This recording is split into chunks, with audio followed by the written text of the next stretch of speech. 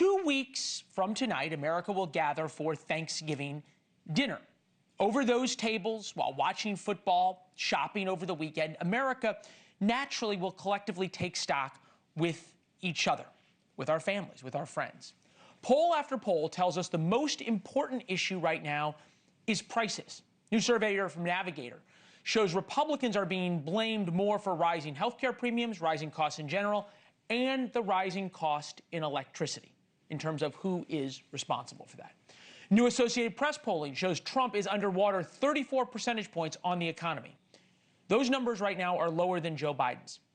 That's why Trump is planning a pre-holiday blitz across the country to reassure voters about his handling of the affordability crisis, of prices. The question is, what does he say on that tour? Because he's yet to acknowledge how Americans feel right now, the pain they feel. And we've been telling you for weeks that this administration is making the same mistakes as Biden. Again today, Vice President J.D. Vance cast blame for why prices are out of control. I know that there are a lot of people out there, Sean, who are saying things are expensive. And we have to remember they're expensive because we inherited this terrible inflation crisis from the Biden administration. But you've already seen signs that things are getting better. And to be fair, there is huge investment right now going on in America. And what J.D. Vance said there might be true. In fact, for those economic geeks like me, it is unquestionably true. The stock market is at record highs. But the stock market is not how people necessarily feel paycheck to paycheck.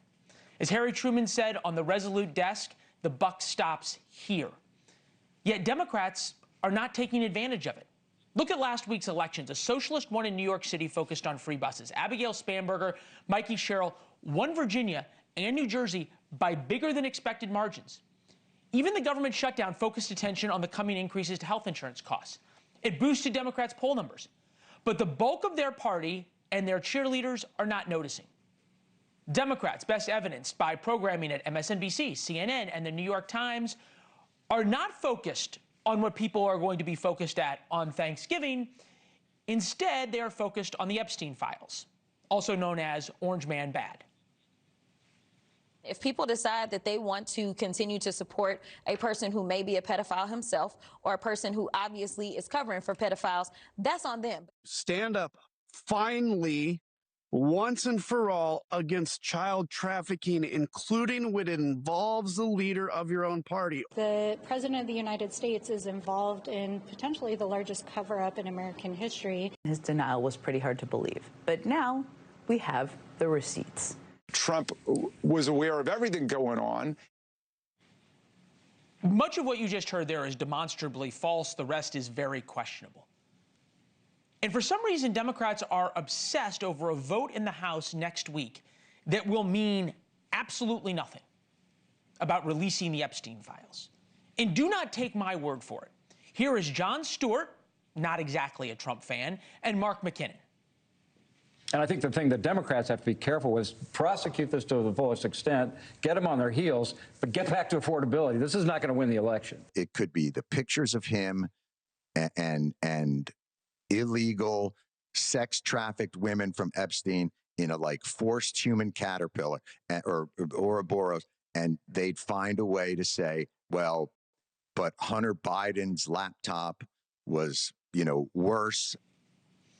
Trump has faced scandal after scandal, and every time he came out either unscathed or actually much stronger. He ridiculed Senator McCain.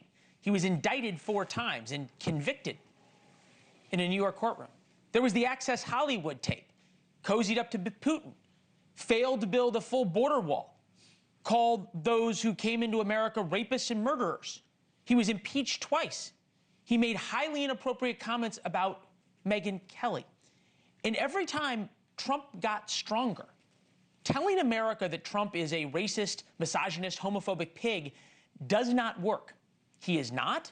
That's not what the American people see when they see Donald Trump.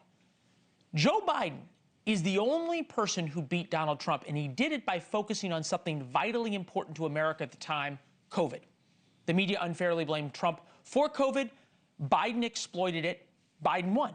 Very simple. Democrats now face a choice of how they're going to fight Trump.